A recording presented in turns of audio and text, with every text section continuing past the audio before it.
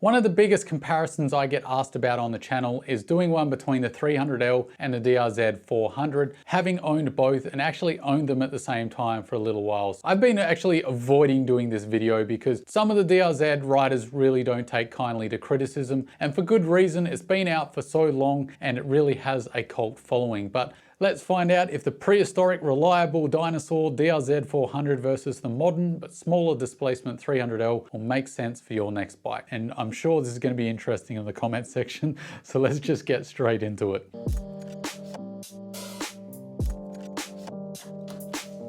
Power characteristics is probably the biggest differentiation here. Obviously the DRZ400 makes significantly more power. This DRZ400E makes 40 horsepower and 39 Newton meters of torque. The S makes 35 horsepower, whereas the L behind me doesn't even crack 30, making 27 horsepower and 26.6 Newton meters of torque. The DRZ is going to win because on a spreadsheet it makes way more power, therefore it's going to be a way better bike, right? I disagree. I actually find it easier to ride the 300L, and I've actually found that I'm a faster rider on the 300L because I'm able to manage the power that it gives me. It's got a very smooth engine as opposed to the 20-plus-year-old design of the DRZ, where it does feel a little outdated, a little tractor-like, and it really isn't as smooth. I found it wears me out quicker than the 300Ls. I can ride longer, more comfortably and quicker on the 300L despite that power differential. If you're a beginner or a returning rider, the 300L might be easier to manage. But I will point out, if you're wanting a big grin, you're wanting to scare yourself every now and then when you twist the throttle, the DRZ is going to have that. The 300L doesn't have that crap your pants twist the throttle factor. It's very manageable and understandable, but I still think the 300L motor is the better motor despite the power differential.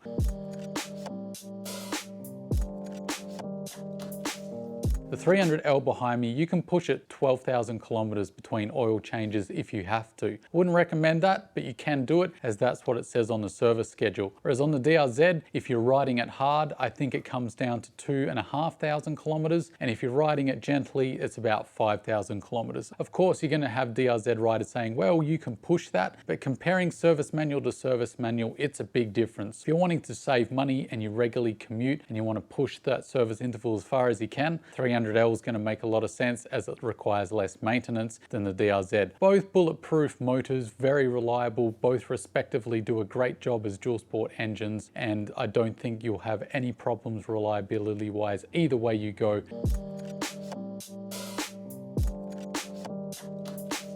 The other thing that's a big difference is EFI on the 300L and a carburetor on the DRZ. Old school people are going to love the carburetor because you can tinker with it, mod it and tune it, but I've never really got along with carburetor bikes. I've had plenty of my time, but they've always been a bit finicky. If you leave them to stand for too long, you have to take them apart, clean them out. In cold weather, sometimes they don't like starting. It's just problematic. You've got to let the bike warm up in a lot of scenarios as well. Time has moved on from that era. If you're nostalgic for that kind of thing, the DRZ is really going to be a lot of fun. But if you're used to a modern bike, you want to hit that button, hit to start first time every time, no matter the elevation or the weather, and just go straight away without a warm up, then the 300L is going to be the better bike.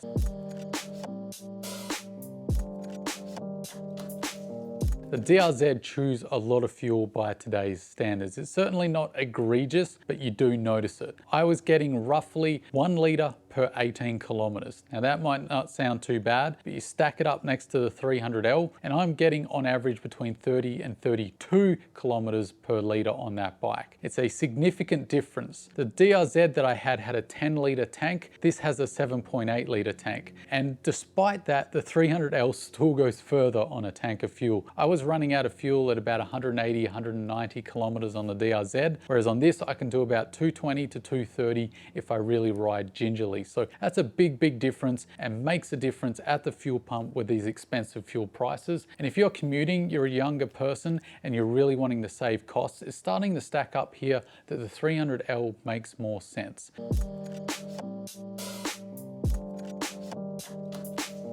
Weight is one that on the scales, the DRZ wins depending on the model. The DRZ-E weighs 138 kilos wet here in Australia for the Australian model, and the S we don't get here, but in America is listed at around 145 kilos. The L splits the difference, it's 142 kilos, so right in the middle of both bikes. What is really interesting to me is despite the weight savings that my DRZ400E had over the L, it actually felt like the heavier bike. This feels nimbler, it feels lighter and more flickable, and it feels less top heavy. The weight is all engineered in this bike to be very low, so the experience of this bike is a very flickable, agile, great little bike. Whereas the DRZ, it feels top heavy. When you're coming into a corner hot, you really feel that weight, especially in the tight stuff where you're maneuvering and you're switching the weight of the bike back and forth, you really start to notice the weight of the DRZ. It certainly isn't a heavy bike, it's easy to pick up, it's fairly light for a dual sport stool, but if you're comparing both bikes, somehow the Honda wizards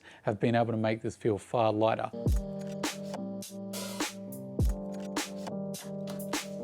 Ground clearance is kind of a nothing burger to me. They really are fairly close. The L behind me is 285 millimeters. The DRZ-E I had is 300 millimeters. Both plenty tall enough to get over most obstacles. If you really are doing the hardcore enduro stuff, the E is going to clearly have that advantage, but it's not a big advantage. And I think for the average rider, 285 millimeters is more than plenty.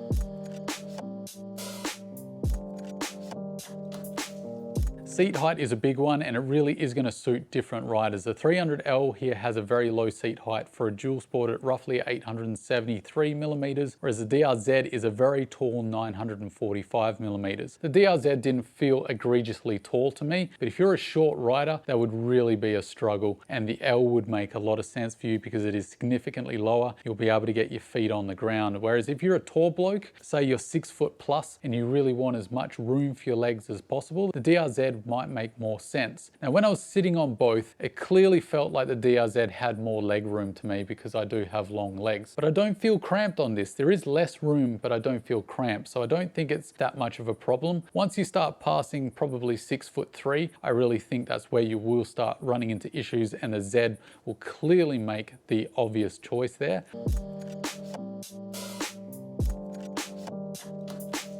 I used to be in the camp of please don't put ABS on my off-road bike. Since having it on the 300L, I've actually switched camps because this is so easy to switch off. You just hold one button, a couple of seconds, and it's off and you're ready to go. There's no dicking around in 30 different submenus to turn the damn thing off. I really do appreciate having that extra safety measure in those oh crap moments where you've just got to hammer on the brakes and pray to God that you survive. But if you're old school, you don't want electronics messing with your off-road or on-road experience, and you just want to get out there and ride with as minimal interruption as possible, the DRZ has still got that, and it has no electronics at all, so that will service that demographic in the market.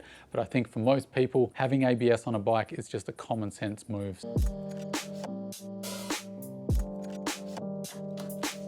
Let's talk about suspension here, and the clear winner objectively here is the DRZ. It has far better suspension for the off-road component of riding in my experience. It really did soak up the bumps better, it was better at taking the bigger hits, and it certainly was nowhere near as soft as this bike. I think it's one of the weak points of the 300L if you're an intermediate or above rider. If you're a learner rider, forget about worrying about the suspension, it's going to be more than adequate. But if you're starting to do some of the tougher stuff, the 300L suspension is going to be a bit soft for your needs. Especially if you're a bigger person, you're really going to be asking a lot of the suspension, but for a beginner, I don't think it matters too much, and the soft suspension really can be quite good as it soaks up a lot of the bumps and makes the riding far more comfortable and pleasurable when you're going slower and you're learning the ropes. So it can be an advantage if you're just starting out.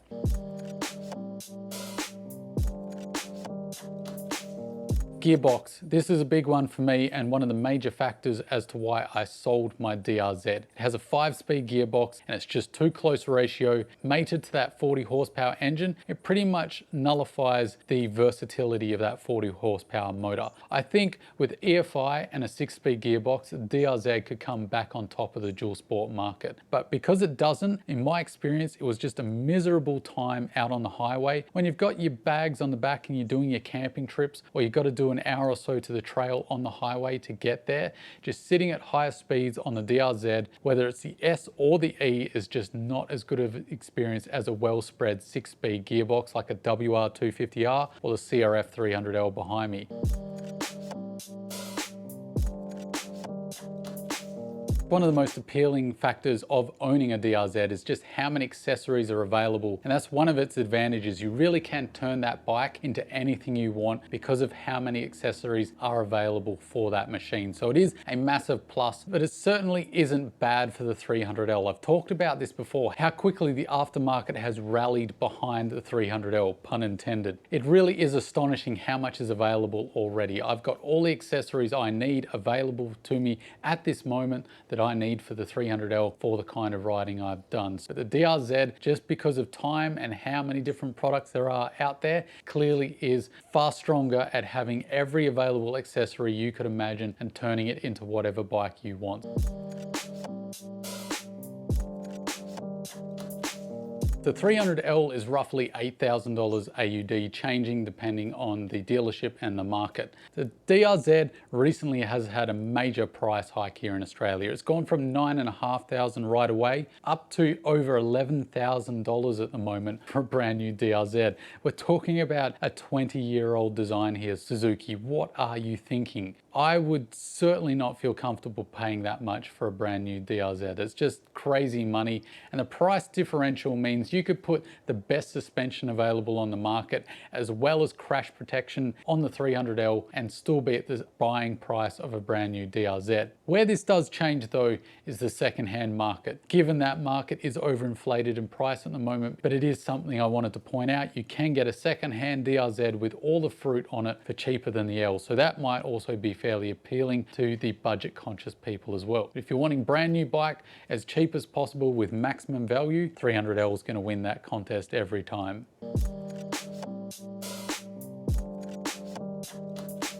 What I found is if you're the kind of person that really likes to tinker and work on your bike, really dive into the mechanics of your motorcycle, the DRZ really is set up to be very easy to work on. But there are quite a few little issues that really can start to get irritating if you're not really up for fixing all those problems. Now, they're not game enders. There's so much discussion and so much knowledge on all these fixes. They're very simple to address, but there are quite a few of them, and I just found them stacking up and up. Factored with this being out for 20 plus years, I think when you start comparing it to bikes like the 300L or the KTM 690 Enduro modern dual sports, it really is starting to show its age. What I will say is if you're a bigger bloke and you want that better suspension straight out of the box, then the DRZ is going to make a lot of sense. It's also going to make a lot of sense to the old school tinkerer type. If you do think you are the kind of personality where you need to twist that throttle and feel that adrenaline rush every time, the DRZ might be the better choice. But I think overall, time has moved on. Unless you can get a great deal, the 300L is just the better dual sport to go with in 2022. If you're more modern and you want safety, you want comfort, you want ease of use and to be able to ride all day and have a jack of all trades, I think it's the far better choice for doing single track all the way to multi-day trips personally. I don't need that 40 horsepower, it's wasted on me. I know them's fighting words to a lot of old school DRZ owners, and I do apologize if I've ruffled your feathers, but that's just how I see it after owning both bikes. Let me know down below your thoughts between both of these bikes, I'm sure you will. And until next time, don't forget to stay shiny side up, and I'll see you in the next one. Catch you later, guys.